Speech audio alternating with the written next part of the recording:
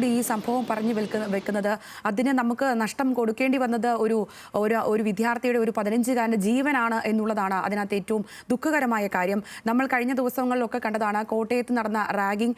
അത് കേവലം 18, 19, 20 വയസ്സുകൾ പ്രായം അല്ലെങ്കിൽ 20 വയസ്സിൽ താഴെയുള്ള വിദ്യാർത്ഥികൾ നടത്തിയ ക്രൂരകൃത്യം നമ്മൾ കണ്ടതാണ്. അതിൻ്റെ ദൃശ്യങ്ങൾ നമ്മൾ കണ്ട് ഞെട്ടിയതാണ്. ഒപ്പം തന്നെ കഴിഞ്ഞ ദിവസം ഒരു വിദ്യാർത്ഥിയുടെ ചെവിയുടെ കർണപടം തകരുന്ന ഒരു സാഹചര്യത്തിലേക്ക് ഒരു സംഘർഷം എത്തിച്ചേർന്നു. അതും ഇത്തരത്തിലുള്ള കൗമാരക്കാരായിട്ടുള്ള വിദ്യാർത്ഥികളായിരുന്നു ആ സംഘർഷത്തിലും ഉണ്ടായിരുന്നത്. ഇത്തരത്തിൽ നോക്കുമ്പോൾ കഴിഞ്ഞ ഒരു 2 മാസത്തിനിടയിൽ മാത്രം കേരളത്തിൽ ഉണ്ടായിരിക്കുന്ന സംഭവങ്ങൾ നിരവധിയാണ്. അതിൽ അതീവ ഗുരുതരമായ സാഹചര്യത്തിലേക്ക് കാര്യങ്ങൾ പോയത് മാത്രമാണ് വലിയ രീതിയിൽ ചർച്ച ചെയ്യപ്പെട്ടിട്ടുള്ളത് എന്ന് മാത്രമാണ് ഒരു സത്യം. മറ്റൊരു വശം അതിൽ വലിയ തോതിലുള്ള സംഘർഷങ്ങൾ ഇപ്പോഴും വിവിധയിടങ്ങളിൽ നടക്കുന്നു എന്നുള്ളതാണ്. അതിന്മേലൊരു കടിഞ്ഞാണിടേണ്ട സാഹചര്യം, അതിന്മേലൊരു പഠനം നടത്തേണ്ട സാഹചര്യം. അങ്ങനെ അത്തരത്തിൽ നോക്കുമ്പോൾ വലിയ രീതിയിൽ ഇടപെടൽ ഇക്കാര്യത്തിൽ വേണം. നമ്മുടെ കൗമാരക്കാർക്ക് എന്ത് സംഭവിക്കുന്നു എന്നുള്ളതിൽ നമ്മൾ അതീവ ജാഗ്രത പുലർത്തേണ്ട ഒരു സാഹചര്യമുണ്ട്. ബെൻസൺ കൂടി ചേരുന്നുണ്ട് കൂടുതൽ വിവരങ്ങളുമായി. ബെൻസൺ, എന്താണ് കൂടുതലായി നൽകാൻ കഴിയുന്ന ഈ വാർത്തയെ സംബന്ധിച്ചുള്ള വിവരങ്ങൾ?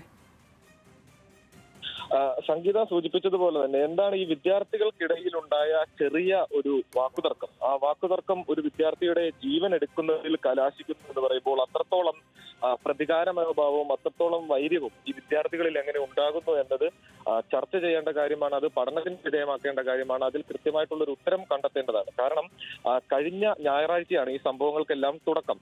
കഴിഞ്ഞ ഞായറാഴ്ച കോഴിക്കോട് താമരശ്ശേരിയിലെ ട്രൈസ് എന്നൊരു ട്യൂഷൻ സെന്റർ, അത് 8ാം ക്ലാസ്സിലും 9ാം ക്ലാസ്സിലും 10ാം ക്ലാസ്സിലും പഠിക്കുന്ന വിദ്യാർത്ഥികൾക്ക് ട്യൂഷൻ നൽകുന്ന ഒരു സ്ഥാപനമാണ്. ആ സ്ഥാപനത്തിൽ 2 സ്കൂളിലെ വിദ്യാർത്ഥികളായിരുന്നു, ഭൂരിഭാഗം വിദ്യാർത്ഥികൾ 2 സ്കൂളിലെ വിദ്യാർത്ഥികളായിരുന്നു ഉണ്ടായിരുന്നത്. അതിലൊന്ന് താമരശ്ശേരി ഹയർ സെക്കൻഡറി സ്കൂളിലെ വിദ്യാർത്ഥികളും മറ്റൊന്ന് SJ എളേറ്റിൽ വട്ടോളി സ്കൂളിലെ വിദ്യാർത്ഥികളും. ഈ 2 സ്കൂളിലെ വിദ്യാർത്ഥികളായിരുന്നു ഭൂരിഭാഗം വിദ്യാർത്ഥികൾ ഈ സ്ഥാപനത്തിൽ പഠിക്കുന്നത്.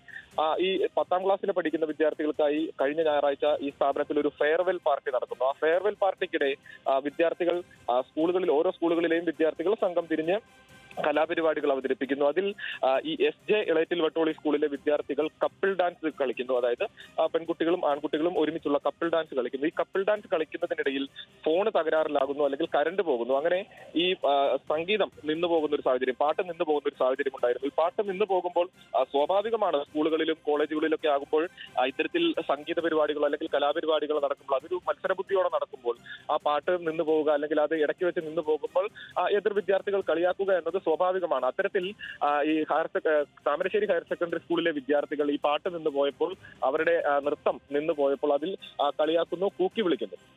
തുടർന്ന് ഈ വിദ്യാർത്ഥികൾ 2 സ്കൂളിലെ വിദ്യാർത്ഥികളും ചേരിതിരിഞ്ഞ് വാക്കുതർക്കത്തിൽ ഏർപ്പെടുന്നു. അപ്പോൾ അവിടെ ഉണ്ടായിരുന്ന ഈ അധ്യാപകർ, ഈ ട്യൂഷൻ സെന്ററിലെ അധ്യാപകർ രംഗം ശാന്തമാക്കുകയും വിദ്യാർത്ഥികളെ പറഞ്ഞ് വീട്ടിൽ വിടുകയും ചെയ്യുന്നു.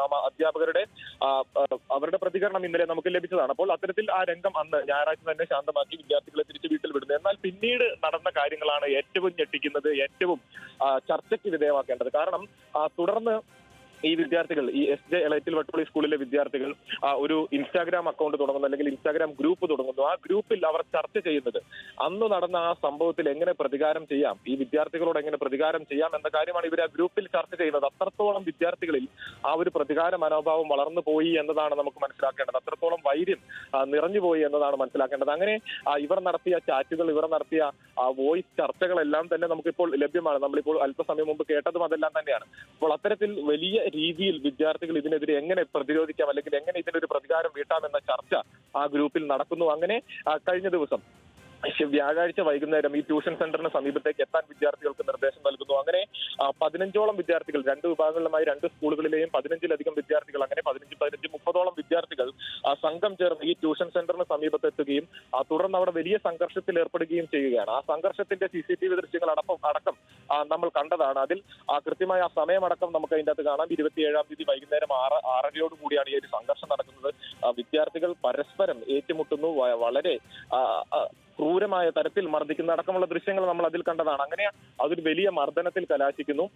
അതിൽ ഏറ്റവും പ്രധാനപ്പെട്ട കാര്യം ഈ മരിച്ച ഷഹബാസ് എന്ന് പറയുന്ന വിദ്യാർത്ഥി ആ ട്യൂഷൻ സെന്ററിൽ പഠിക്കുന്ന വിദ്യാർത്ഥി ആയിരുന്നില്ല. ആ ട്യൂഷൻ സെന്ററിൽ പഠിച്ചിരുന്ന ഷഹബാസിന്റെ മറ്റ് സഹപാഠികളായിട്ടുള്ള സുഹൃത്തുക്കൾ, അവർ വിളിച്ചുകൊണ്ട് പോയതാണ് ഈ ഷഹബാസിനെ. ഇത്തരത്തിൽ അന്ന് വൈകുന്നേരം, ഈ വ്യാഴാഴ്ച ഈ കൃത്യം നടക്കുന്ന അല്ലെങ്കിൽ ഈ ആക്രമണം നടക്കുന്ന അന്ന് വൈകുന്നേരം ഷഹബാസ് വീട്ടിലായിരുന്നു. വീട്ടിൽ നിന്നും ആ വീട്ടിലേക്ക് കുറച്ച് സാധനങ്ങൾ മേടിക്കാൻ ഉമ്മ ടൗണിലേക്ക് പറഞ്ഞു വിടുകയായിരുന്നു. അവിടെ വെച്ച് സുഹൃത്തുക്കളെ ബെൻസൺ, ഒരു നിമിഷം ഞാൻ ഇടപെടുകയാണ്. എന്താണെങ്കിലും ആ സംഭവങ്ങളിലേക്ക് വീണ്ടും നമുക്ക് തിരികെ വരാം.